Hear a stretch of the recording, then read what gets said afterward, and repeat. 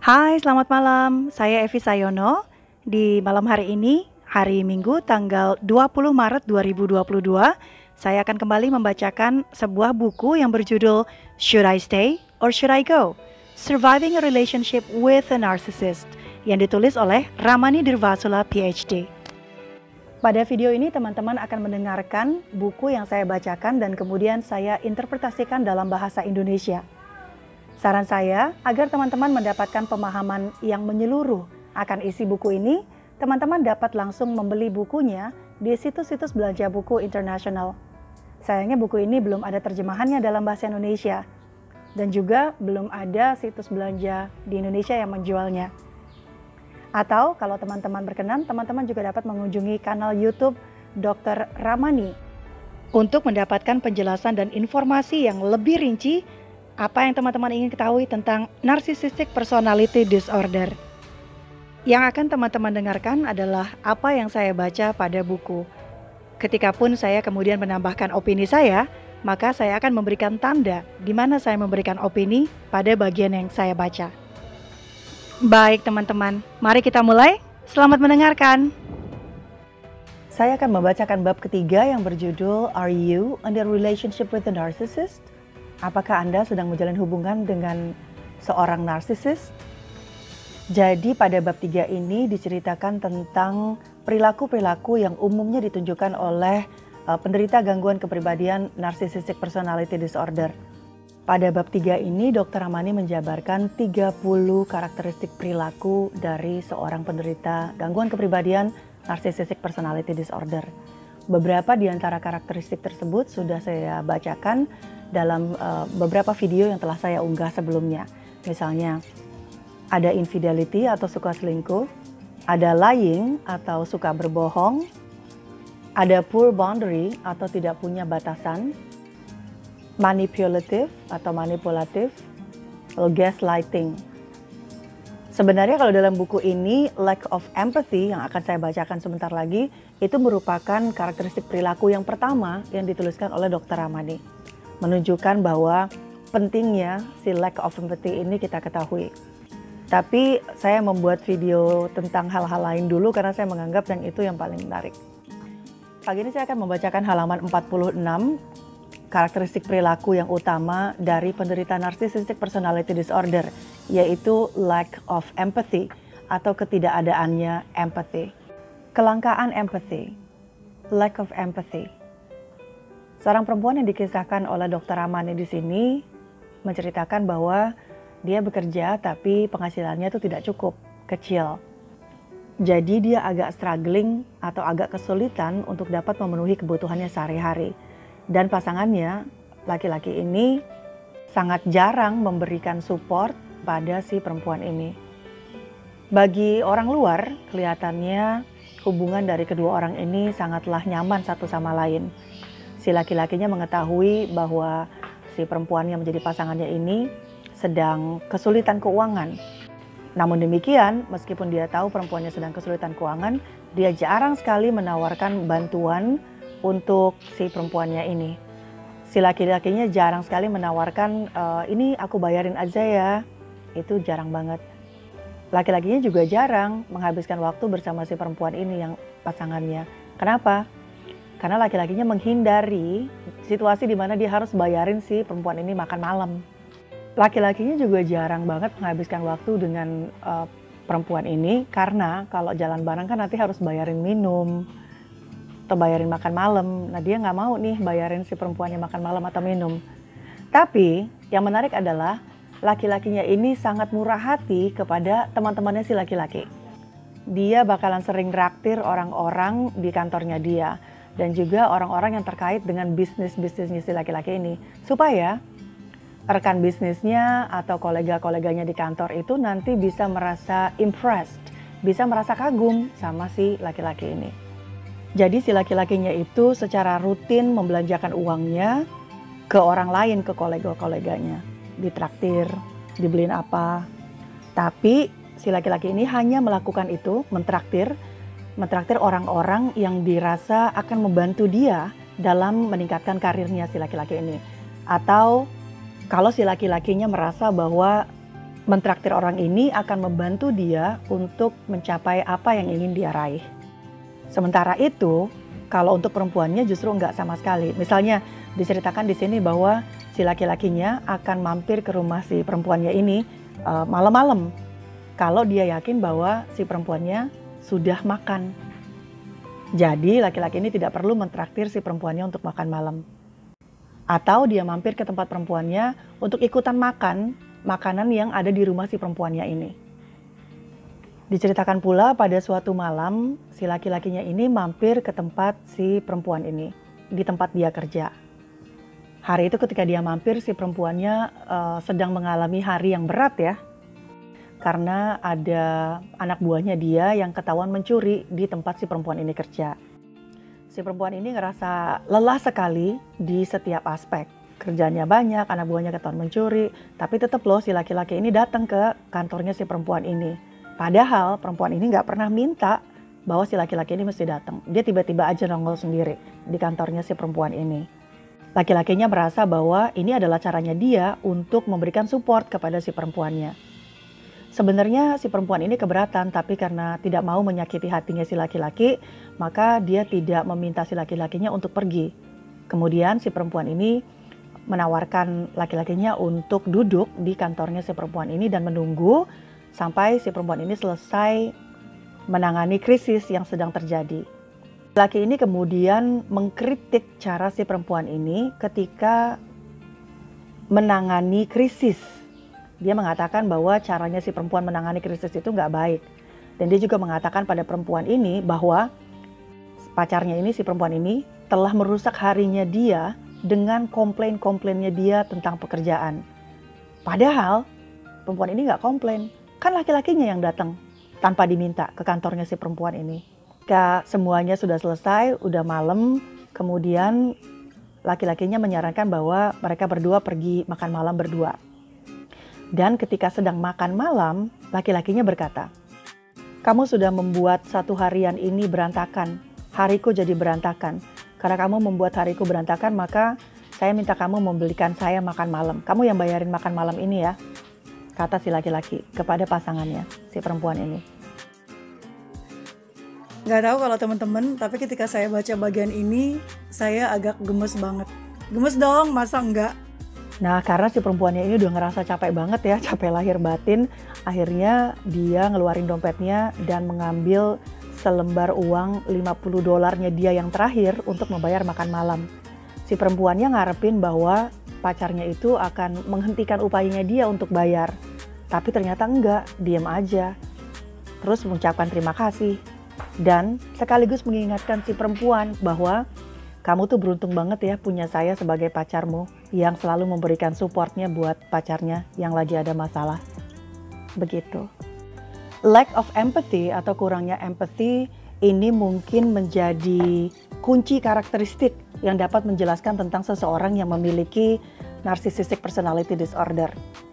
Lack of empathy itu atau kurangnya empathy adalah ketidakmampuan seseorang untuk bisa mengidentifikasi atau mengenali pengalaman-pengalaman orang lain atau perasaan-perasaan orang lain.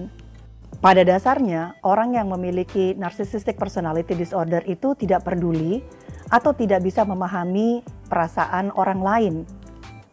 Dan sangat jarang sekali orang yang narsisistik bisa mempertimbangkan perasaan orang lain sebelum mereka melakukan aksinya atau sebelum mereka mengatakan sesuatu. Seringkali orang yang narsisistik ini mengatakan hal-hal yang sangat menyakitkan dengan cara yang tidak sopan dan lupa bahwa perkataan atau yang dilakukan mereka itu mungkin saja menyakiti perasaan orang lain.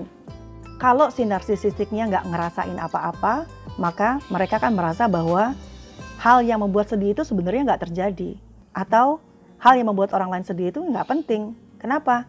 Karena mereka nggak ngerasain. Namun kebalikannya, kalau mereka sedang merasa sedih, mereka berasumsi bahwa semua orang yang ada di sekelilingnya dia pasti harinya juga lagi tidak menyenangkan. Kalau dia lagi sedih, berarti orang lain juga harus sedih. Kalau misalnya orang dengan narsisistik ini lagi ngerasa sedih, tapi kemudian orang di sekitarnya lagi gembira, maka dia akan menuduh orang di sekitarnya itu sebagai buzzkill. Buzzkill itu artinya adalah seseorang yang memiliki karakteristik yang suka membuat orang lain jadi depresi. Jadi ketika narsisisnya itu lagi sedih tapi orang lain tidak ikutan sedih, maka dia akan menuduh orang itu adalah orang yang memiliki kemampuan untuk membuat orang lain jadi depresi. Dia akan menuduh orang lain yang tidak memiliki perasaan yang sama dengan dia. Dia nggak mikirin bahwa mungkin saja orang lain itu memiliki pemikiran dan perasaan yang berbeda dengan dia. Mereka mendambakan bahwa semua orang itu mesti memahami perasaannya dia. Tapi mereka tidak pernah menawarkan hal yang sama ke orang lain. Secara emosional, hidup bersama mereka itu seperti jalan satu arah. The lack of empathy atau kelangkaan empathy yang ditunjukkan oleh penderita narsisis itu seperti cermin yang tidak melihat balik ke kita.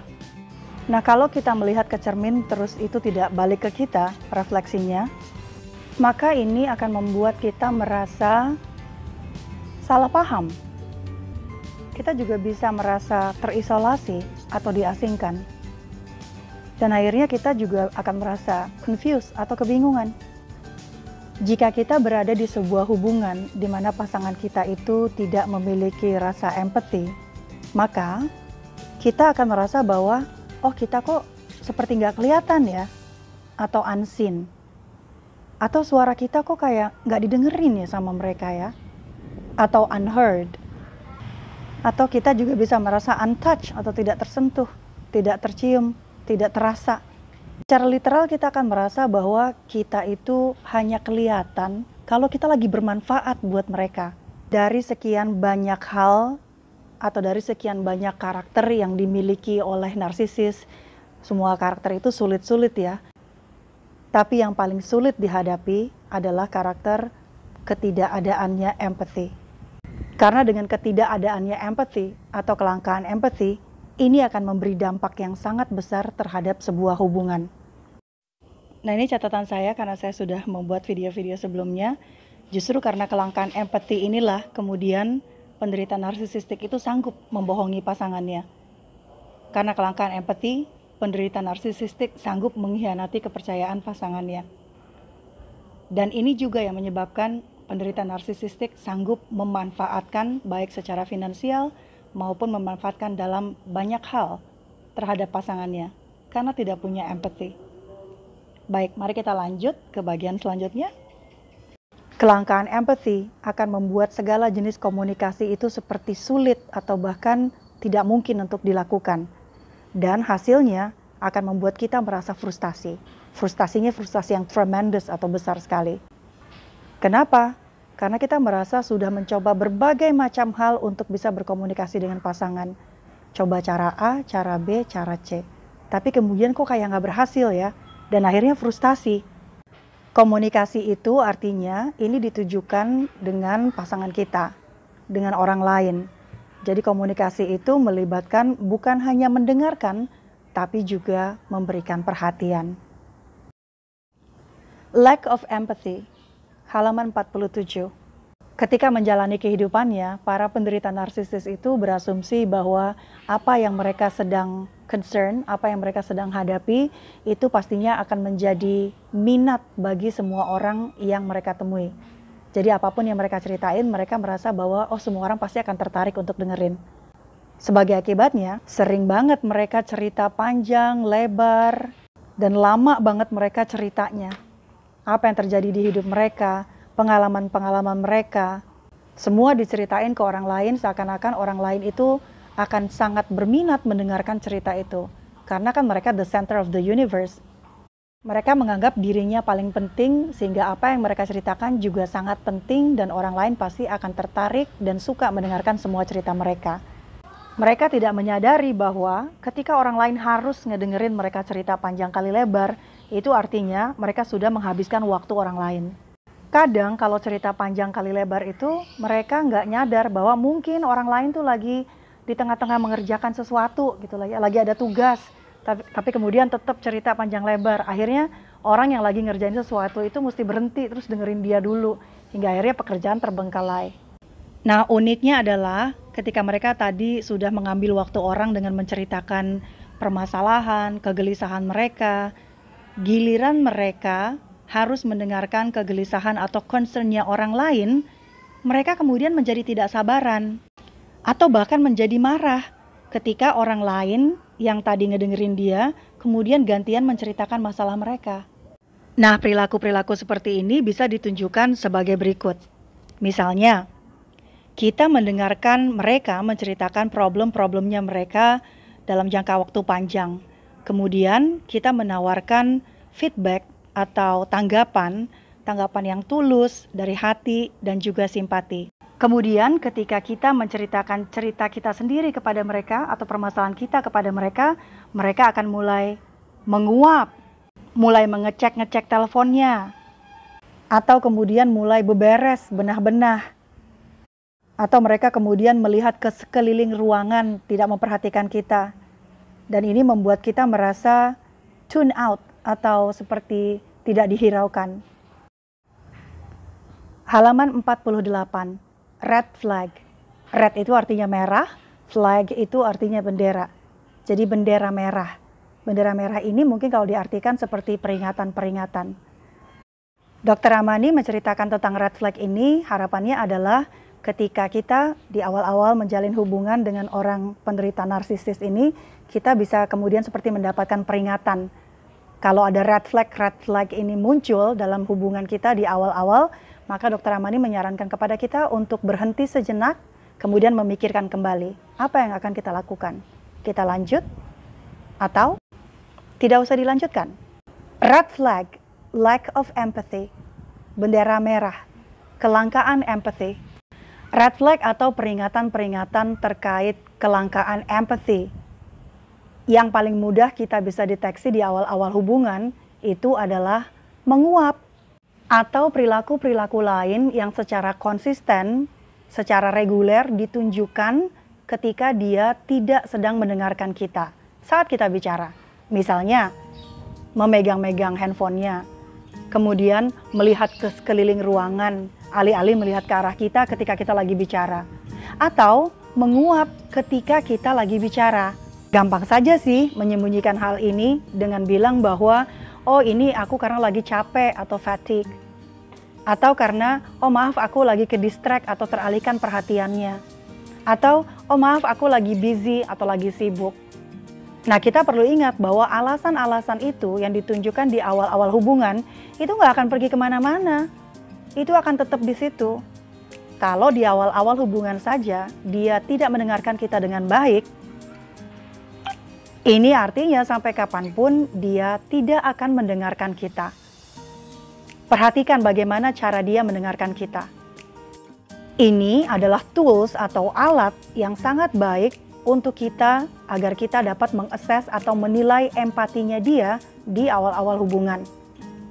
Dr. Amani juga mengingatkan pada kita bahwa tanpa adanya empathy, ini artinya sama saja kita membangun hubungan kita itu seperti melayang di udara dan bukan di atas solid ground.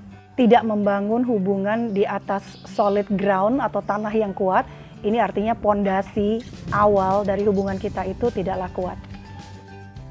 Baik teman-teman, itu adalah akhir dari bacaan saya tentang lack of empathy atau kelangkaan empathy pada penderita narcissistic personality disorder.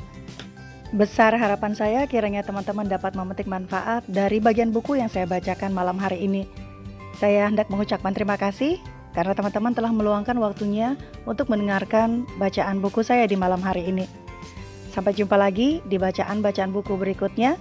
Saya Evi Sayono. Wassalamualaikum warahmatullahi wabarakatuh. Dah.